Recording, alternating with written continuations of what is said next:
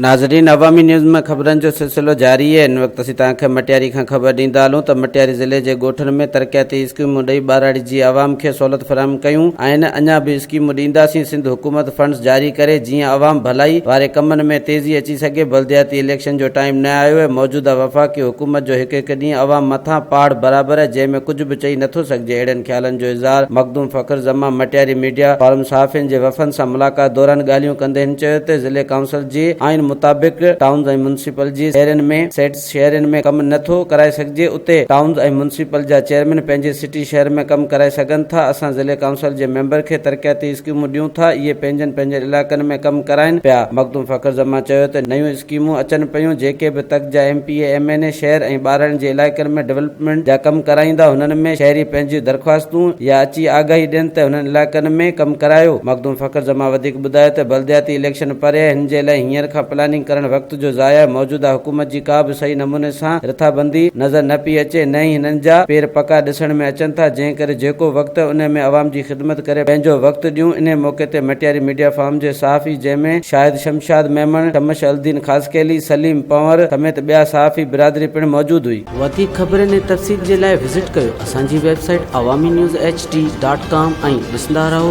Awami news HD।